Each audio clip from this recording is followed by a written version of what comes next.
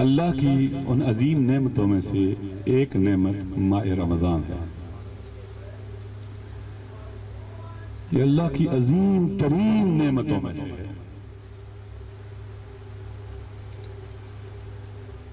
عام طور پر آپ نے بھی دیکھا ہوگا کہ بعض اوقات آپ کسی سے اتنے ناراض ہو جاتے ہیں کہ آپ پھر کہتے ہیں کہ آپ اس کے ساتھ نہ میں کبھی اس کو دیکھوں گا نہ کبھی اس سے بات کروں گا۔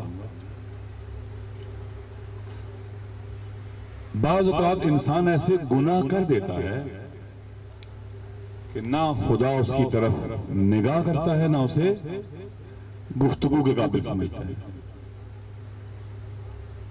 محروم ہو جاتا ہے۔ کبھی آپ دیکھیں ایک بڑا آدمی ہو کھڑا ہوا ہو، آپ جائیں، وہ آپ کی طرف نہ دیکھے اور نہ آپ سے بات کرے، آپ کی کیا حالت ہو جائے گی دوسروں کے سامنے؟ اس حالت میں اگر انسان ہو تو ماہ رمضان ایسا مہینہ ہے جس میں اللہ تعالیٰ ان لوگوں کی طرف دیکھتا بھی ہے، ان سے بات بھی کرتا ہے۔ اللہ نے اس مہینے میں ہمیں دعوت دی ہے، وہ مہمان میزبان ہے، ہم اس کے مہمان ہیں۔ حجاب ہٹ گئے ہیں، ہم جو چاہیں اس سے گفتگو کر سکتے ہیں، کوئی حجاب اور بیچ میں رکاوٹ نہیں ہے۔ جو آپ کہیں گے وہ سنے گا، جو کہیں گے خدا سنے گا۔ گناہگار ترین انسان جو خدا کی بارگاہ سے ٹھکرا دیا گیا ہے، ماہ رمضان میں اس کے لیے بھی رحمت کے دروازے کھل گئے ہیں۔ آئے دسترخوان الہی پر بیٹھے اور خدا کے ساتھ گفتگو کریں، کلام کریں۔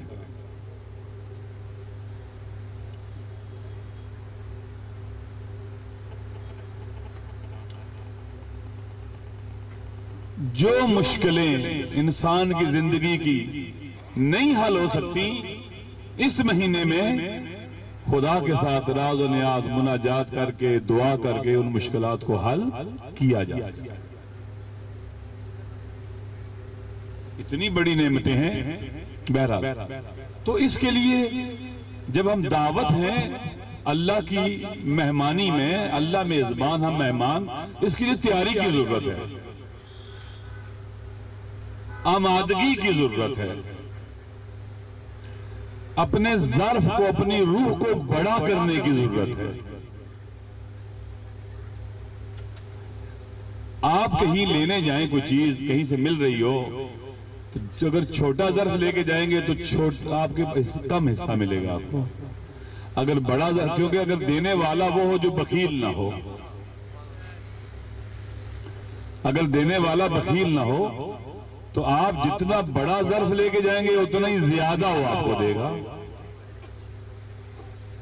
تو ماہ رمضان میں جب اللہ نے ہمیں دعوت دی ہے، وہ میزبان ہے ہمارا، اس نے دسترخوان پر لامتناہی چیزیں رکھی ہیں، ہماری ضرورت کی ہر شے اس نے وہاں رکھ دی ہے۔ وہ جانتا ہے کہ ہماری ضرورت کیا ہے۔ عام طور پر جب کوئی مہمان کسی کو مہمان بلاتا ہے اپنے گھر میں تو دیکھتا ہے اس کو کون سی غذا پسند ہے نا، تو اس کی پسند کے مطابق دسترخوان میں چیزیں تیار کرتا ہے اور لگاتا ہے نا۔ اللہ تعالیٰ جو ہمارے باطن سے آشنا ہے، جو ہماری حقیقت سے واقف ہے، وہ جانتا ہے اس کی روح کو کیا چاہیے، اس کی عقل کو کیا چاہیے، اس کی نگاہ کو کیا چاہیے، اسے کیا چاہیے وہ جانتا ہے، اس کے قلب کو کیا چاہیے۔ اس نے ہر چیز مہیا کر دی ہے، وہاں رکھی ہوئی ہے۔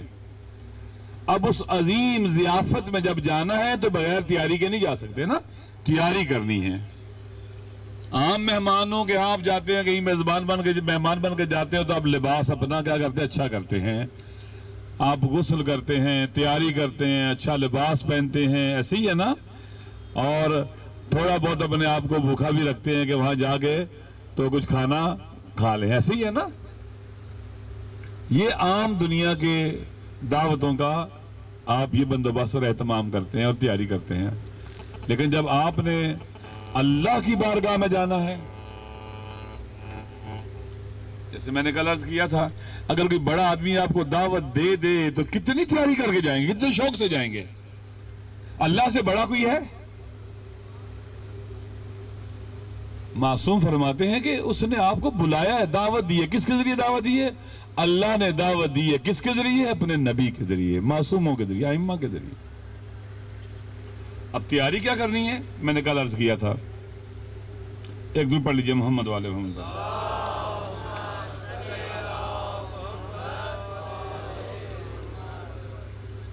तैयारी ये करनी है कि अपने ज़र्फ को आमादा और तैयार करना है उस दस्तरखान से इस्तिफादा करने के लिए। ठीक है, उसके लिए क्या है? शरह सद्र, शरह सद्र चाहिए। ये कल मैंने बयान कर दिया, ताकि हमारी रूह बुजुर्ग हो जाए, रूह बड़ी हो जाए, रूह बालिग हो जाए, रूह इस काबिल हो जाए कि अजीम हो जाए और अजीम इस्तिफादा करे अल्लाह के दस्तरखान से। अर्ज किया था कल के इसकी कुछ शराइत हैं शरह सद्र की, उसके लिए क्या करना चाहिए वो मैं तकरार नहीं करता हूँ। इसी तरह से इंसान को चाहिए कि अपनी अक्ल को भी आमादा और तैयार करे, क्योंकि इसकी अक्ल की ग़ज़ा भी वहां है। आम तौर पर इंसान की जो अक्ल है, हमारी अक्ल अमली, हम ये तराजू है, असल में सही और गलत का तराजू है, लेकिन हम इससे जो इस्तिफादा करना चाहिए वो नहीं करते, और हमारी अक्ल बालिग नहीं होती, ना बालिग रहती है, रुश्द नहीं पैदा करती। इस तराजू से दुरुस्त इस्तिफादा हम नहीं करते। हम दुनिया की चीजों को क्या करते हैं? इस पर तोलते हैं, ये खरीद लूं ना खरीदूं, इससे दोस्ती लगा लूं ना लगाऊं, इससे मिलूं ना मिलूं, इसमें क्या फायदा है, इससे मुझे कितनी शोहरत मिल जाएगी, इससे मुझे कौन सा मकाम मिल जाएगा। इसी में इस अक्ल के तराजू को इस्तेमाल करते हैं।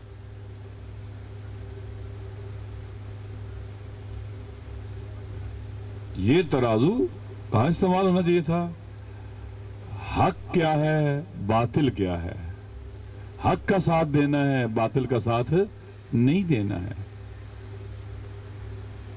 सच और झूठ, नेकी और बदी, इनको तोलना चाहिए था इस अक्ल के तराजू के ऊपर।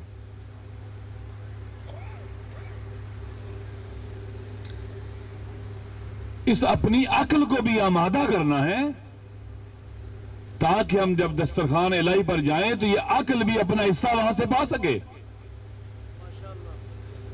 ये महरूम न रहे हमारी अक्ल।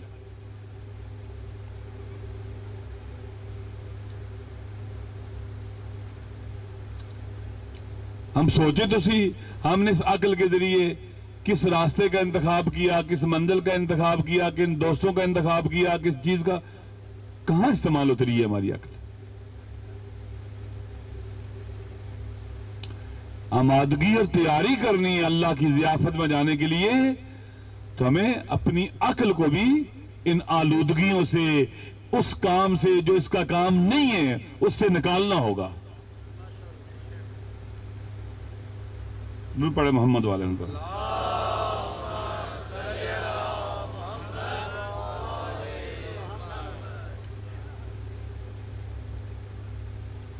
लिहाजा हमें अक्ल के जरिए इसको असली हालत में लाना पड़ेगा। अम्मा मन सकुलत मवाज़ीनहु फहुव फी ईशतिन रादिया। सबक चीजों को, घटिया चीजों को अक्ल के तराजू पर न तोले। कभी आपने देखा होगा कि सोने को तोलने वाला तराजू अलग होता है। हम तो ऐसी है जैसे अकल का वो इस्तेमाल करते हैं जो सब्जी रेडी बेचने वाला करता है, सब्जी रेडी में सब्जी बेचने वाला करता है या फ्रूट बेचने वाला करता है। बाबा ये अक्ल वो तराजू है जिससे कीमती तरीन चीजों को तोला जाए। ये सब्जियां, टमाटर और ये दुनिया की चीजें तोलने के लिए नहीं है, ये कीमती तरीन चीजों को तोलने के लिए उस तरफ लेके आना चाहिए। अक्ल को आमादा करना पड़ेगा। قرآن مجید میں جگہ جگہ خداوند متعال نے ہمیں دعوت دی ہے کہ افلا یعقلون، تم اپنی عقل کو کیوں استعمال نہیں کرتے؟ اپنی عقل کو کیوں نہیں کام میں لاتے؟ اگر ہم اپنی عقل کو کام میں لاتے، ہمارا معاشرہ اپنی عقل کو کام میں لاتا، تو کبھی بھی یہ کرپٹ لوگ، ظالم لوگ، فاسد لوگ، یہ دنیا پرست، ہوا پرست، شہوت پرست ہم پر حکومت نہ کرتے۔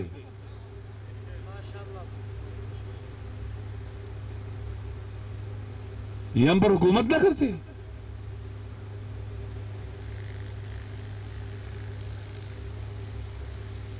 اس ترازو کا درست استعمال ہی نہیں کیا۔ اگر ہم اس عقل کے ترازو کا درست استعمال کرتے، تولتے، تو یہ اس قابل ہی تھے کہ ان کی کوئی قیمت لگتی اور ان کی کوئی ویلیو ہوتی، جن کو ہم حکمران بنا دیتے ہیں۔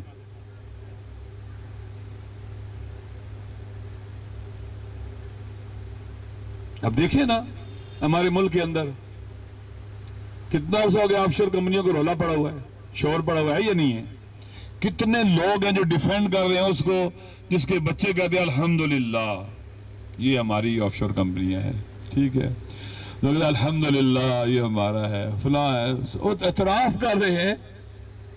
تو لوگ یہ پوچھتے ہیں آپ اتنا بس بتا دو یہ پیسہ یہاں سے وہاں گیا کیسے، یا کہاں سے آیا اور کیسے گیا؟ صرف 2 سوالوں کے جواب دے دو یا 3۔ یہ پیسہ کہاں سے آیا، کب آیا، اور وہاں کب اور کیسے پہنچ گئے، بس یہ جواب دے دو۔ ٹیلی ویژن کے اوپر آ کر پوری 20 کروڑ عوام کا منہ چڑھا رہے ہوتے ہیں، ڈیفینڈ کر رہے ہوتے ہیں۔ یہ گندے لوگ بظاہر اجلے کپڑے پہنے ہوئے اندر سے گندے، جن کی عقل اسیر ہے ان کی شہوت کی اور ہوا ہوس کی۔ کیسے؟ غور سے سنیں۔ فرض کریں ایسے عقل اسیر ہو جاتی ہے، آپ ایک بہت بڑے گھر میں بیٹھے ہوئے ہیں، بڑا سا گھر ہے، کمرے میں بیٹھے ہوئے ہیں، اچانک بجلی چلی جاتی ہے، اندھیرا ہو جاتا ہے، آپ کو ڈر لگے گا؟ وہاں پر لگے گا نا، ڈر لگے گا نا۔ کیوں؟ اگر عقل سے سوچے تو اطراف میں وہی کرسی ہے، وہی میز ہے، وہی چارپائی ہے، وہی چیز کھڑکی ہے، وہی دروازہ ہے، ڈر کس چیز کا ہے؟ ہاں، اب کی عقل فلسفی اصطلاح میں وہم کی اسیر ہو گئی ہے، وہم حاکم ہو گیا آپ کی عقل کے اوپر، اور آپ ڈرنے لگے ہیں۔ ایک آدمی کے پاس ایک ینگ بچہ بیٹھا ہوا ہے اور وہ آدمی بیمار ہے، وہ فوت ہو جاتا ہے، فوراً سے ڈر لگتا ہے۔ ایسے ہی نہیں؟ کیوں ڈرتے ہو؟ اگر عقل سے سوچے بھائی یہ وہی بندہ ہے، بیمار ہے، عزیز ہے، فوت ہو کے گھبراؤں کیوں؟ کیا ہوتا ہے؟ وہم حاکم ہو جاتا ہے عقل کے اوپر، عقل اسیر وہم ہو جاتی ہے، عقل اسیر ہوا ہوس ہو جاتی ہے، عقل اسیر شہوات نفسانی ہو جاتی ہے۔ ان کی عقلیں اسیر، قیدی ان کی عقلیں۔ پہلے عقل اور شعور قیدی بنتا ہے، پھر انسان قیدی ہوتا ہے ظاہر میں۔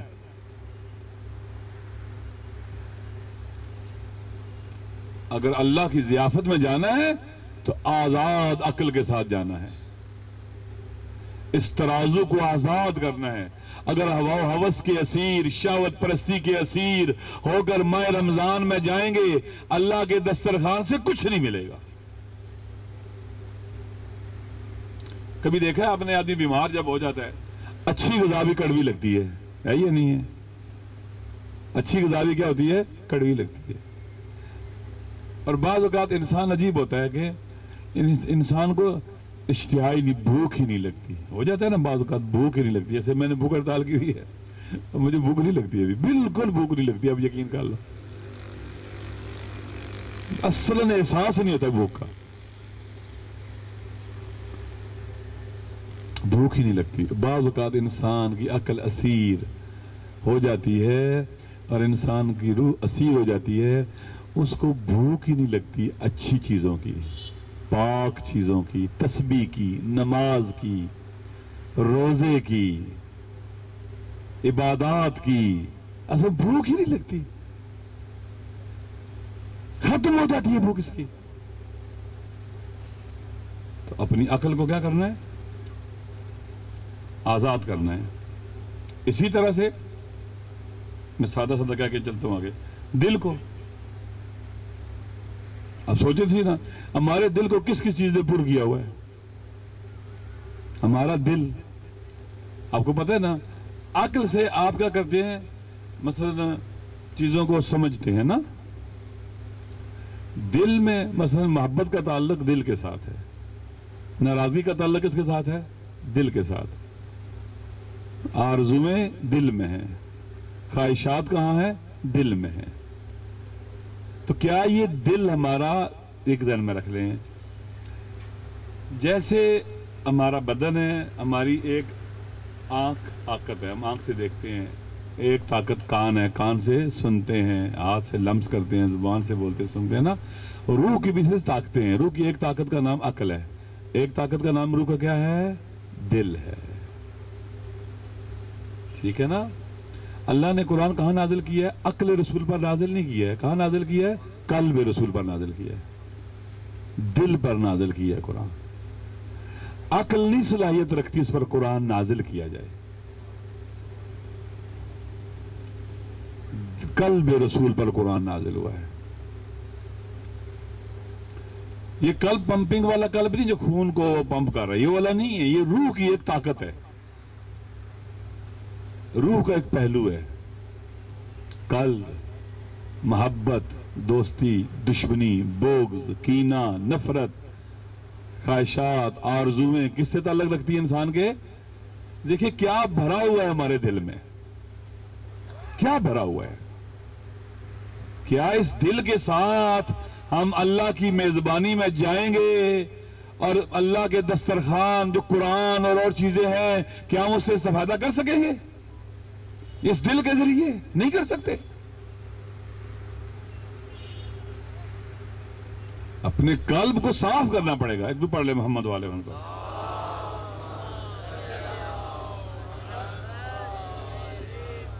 اس عظیم سرمایہ کو اللہ نے جو دل ہمیں دیا وہ برباد کر دیا ہم نے.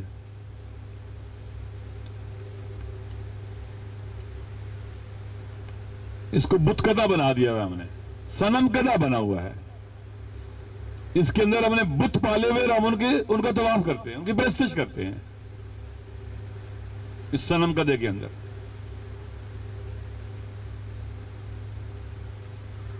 لہذا ہمیں چاہیے کہ ہم اس کو کیا کریں؟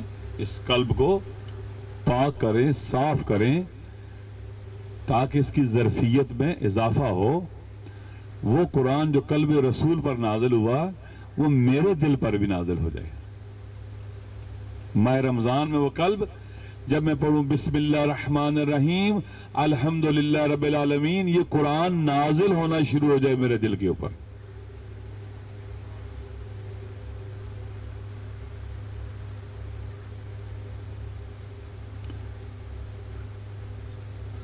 وہ قرآن جو نازل ہو چکا ہے میں اس سے استفادہ کر سکوں. اسی طرح سے اپنی فکر کو بھی کیا کرنا پڑے گا؟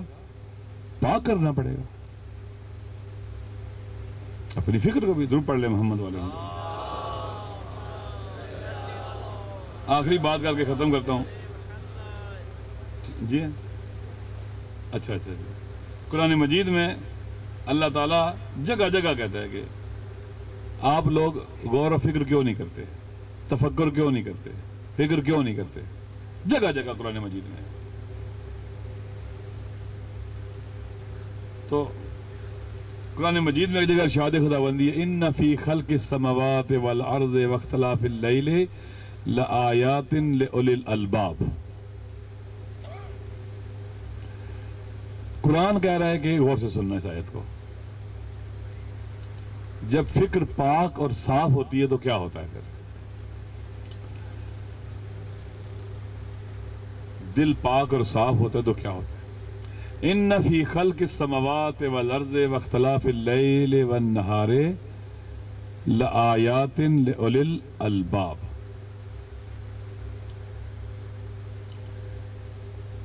زمین و آسمانوں کی خلقت میں، دن اور رات کے آنے میں، لآیات نشانیاں ہیں، لأولی الالباب، اولی الالباب کے لیے، جو اولی الالباب ہیں۔ اب قرآن کی اگلی آیت بتلاتی ہے کہ اولی الالباب ہیں کون؟ الذین یذکرون اللہ قیاما وقعودا وعلی جنوبہم، جو اولی الالباب ہیں وہ دائماً اٹھتے بیٹھتے حال میں ذکر خدا بجا لاتے ہیں، ذکر خدا بجا لاتے ہیں۔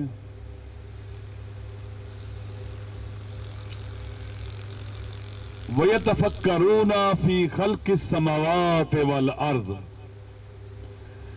اور زمین و آسمانوں کی خلقت میں غور و فکر کرتے ہیں، خالی ظاہر نہیں دیکھتے۔ جب بہار آئے تو خزاں کو بھی دیکھتے ہیں، خزاں ہو تو بہار کو بھی دیکھتے ہیں، توجہ کرتے اس طرح، ظاہر کو نہیں دیکھتے، خالی زمین و آسمان کے ظاہر کو نہیں۔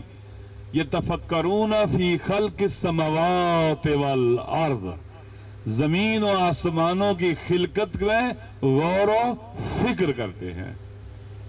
جب غور و فکر کرتے ہیں تو نتیجہ کیا ہوتا ہے؟ کہتے ہیں ربنا ما خلقت ھذا باطلا۔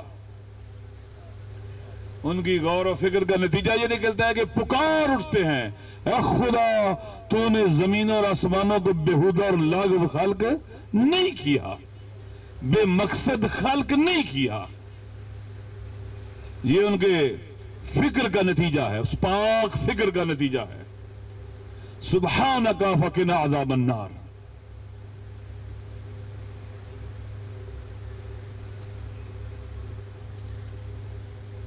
اپنے کانوں کو سننے والا بنانا ہوگا، تاکہ ہم کان رکھنے کے باوجود بہرے نہ ہوں۔ دعوت آئی ہے اللہ کی طرف سے، کیا ہم نے سنی ہے؟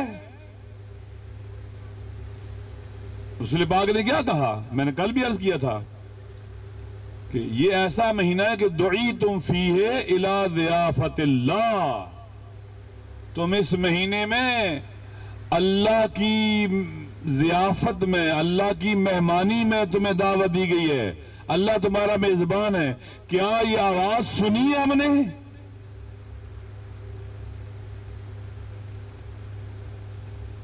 قرآن کہتا ہے کہ بہت زیادہ لوگ ایسے ہیں جو کان رکھتے اور سنتے نہیں ہیں، آنکھ رکھتے اور دیکھتے نہیں ہیں، دل رکھتے ہیں لیکن تفکر نہیں کرتے۔ یہ حیوان ہے، بلکہ ان سے بھی، حیوانوں سے بدتر کیسے ہو جاتے ہیں؟ مثلا کہتے ہیں کہ فرض کرتے ہیں ایک آدمی بھیڑیا بن گیا، تو بھیڑیے سے بدتر کیسے ہوگا؟ چوپایوں کی طرح نا، یہ چوپایوں کی طرح ہے نا، چوپایا بھیڑیا ہے، یہ بھیڑیے کی طرح ہو گیا، تو بھیڑیے سے بدتر کیسے ہوگا؟ یہ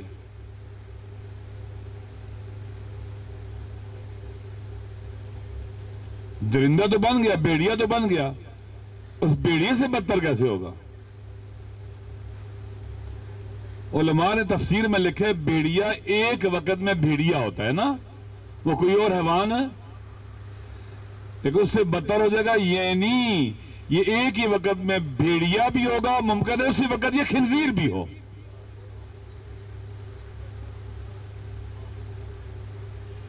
یہ قرآن ہے۔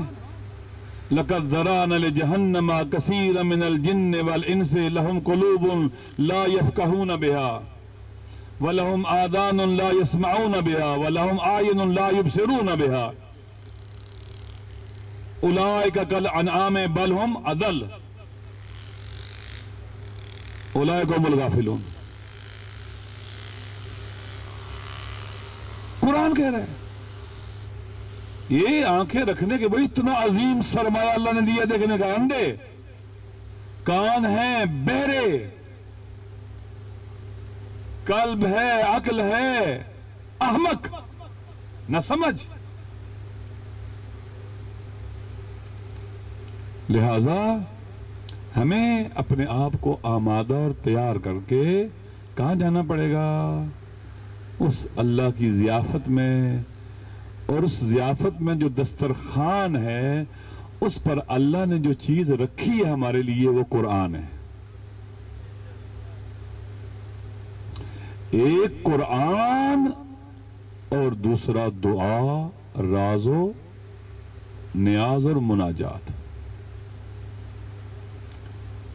وہاں آپ اللہ کے ساتھ باتیں بھی کر سکتے ہیں، مناجات کر سکتے ہیں۔ جب قرآن پڑھیں گے تو اللہ آپ سے باتیں کرے گا، اور اللہ کی آپ سے گفتگو ہے۔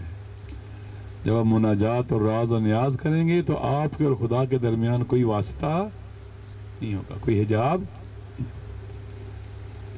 پھر جب آپ اس دسترخوان پہ بیٹھ کے ماہ رمضان کے، جیسے میں نے کل عرض کیا تھا، آپ قرآن کی ایک آیت پڑھیں گے، ختم قرآن کا ثواب مل جائے گا۔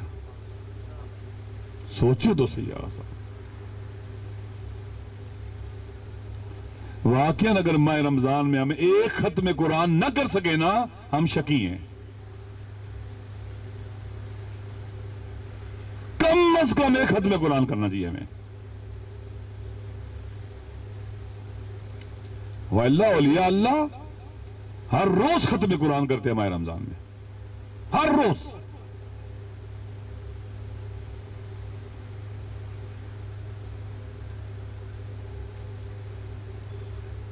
خود سوچیں کہ قرآن کی 6666 آیتیں ہیں، ماہ رمضان میں ایک ختم قرآن کیا تو کتنے ہو گیا؟ 6666 مرتبہ ختم قرآن ہو گیا۔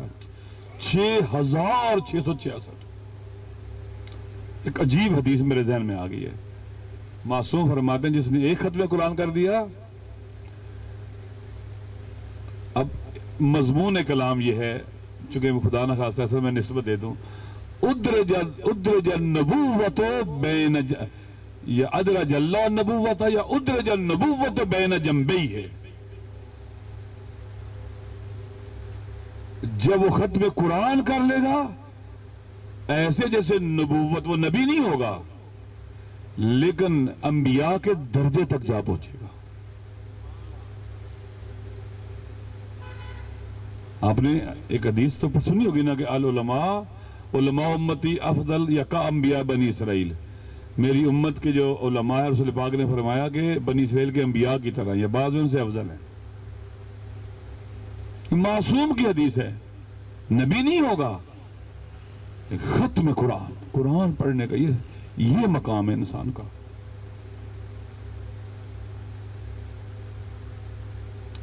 ہم تمہیں جن کے امام نے نو کے نیزہ پر قرآن پڑھا ہے،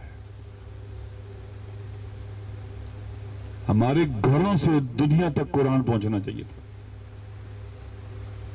ہمارے گھروں سے۔ حیف نہیں ہے کہ ہم اپنی زندگی میں ایک بار بھی ختم قرآن نہ کریں، ایک بار بھی۔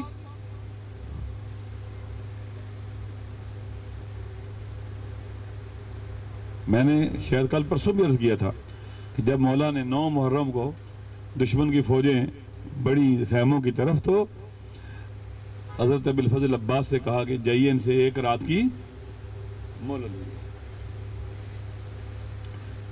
مہلت دیجیے، ان سے ایک رات کی۔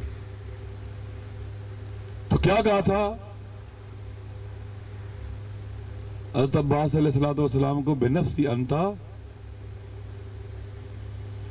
اے عباس تجھ پر حسین فدا ہو جائے، تو خود جا اور ان سے رات کی مہلت لے۔ ہوا یعلم انی احب الصلاة و تلاوت کتابہ، میرا اللہ جانتا ہے میں اس کی نماز اور اس کی کتاب کی تلاوت کا عاشق ہوں۔ حسین عاشق تلاوت قرآن ہے، میرا آقا اور مولا حسین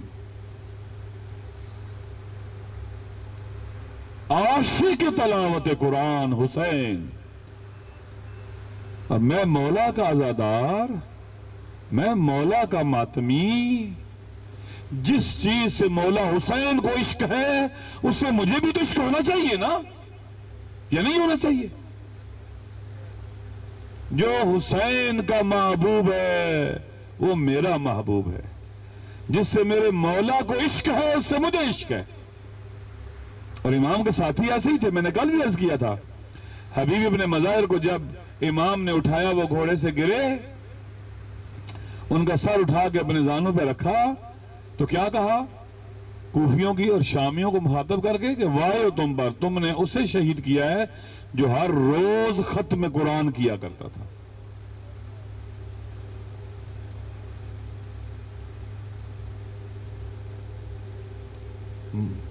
محبوب تلاوت قرآن مولا حسین،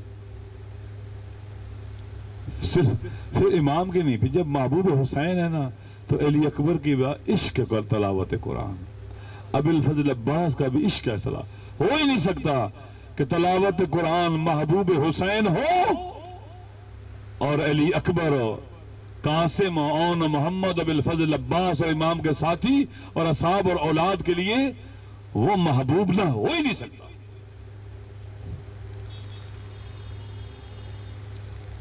یہ عشق ہماری میراث ہے، عشق بندگی خدا، عشق تسبیح و تقدیس، عشق استغفار، عشق تلاوت قرآن، یہ ہماری میراث ہے۔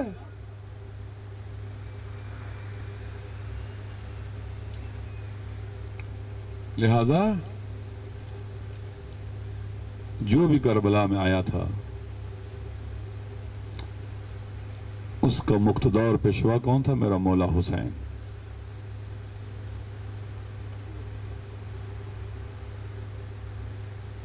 میرا آقا اور مولا حسین۔ حسین کشتی نجات ہے، حسین ہماری پناہگاہ کا نام ہے، حسین وہ ہے جو قدم قدم پر گرتے ہوئوں کو تھام کے بلند کر دیتا ہے۔ میرا حسین ایسا ہے۔ سب ائمہ کشتی نجات ہیں، لیکن جو مولا حسین کی کشتی نجات ہے نا، یہ جس طرح سے خدا سری اور رضا ہے نا، بہت جلدی میرا اللہ راضی ہو جاتا ہے نا، اسی طرح سے یہ کشتی بھی بہت جلدی ساحل نجات تک پہنچا دیتی ہے۔ کتنی جلدی؟ من بکا او ابکا او تباکا وجبت لہ الجنہ۔ حسین کشتی نجات ہے، فقط راستہ دکھاتا نہیں ہے، ہاتھ پکڑ کے ساحل نجات تک لے جاتا ہے۔ میرا آقا و مولا حسین ایسا ہے۔ کربلا میں میرے مولا حسین کے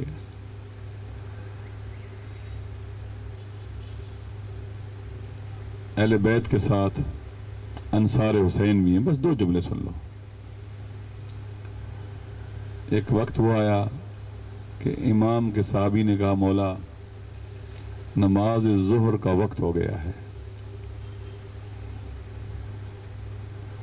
دشمن نے تیروں کی برسات کو روکا نہیں اور برستے تیروں میں میرے حسین نے نماز ظہر کی جماعت کو شروع کیا۔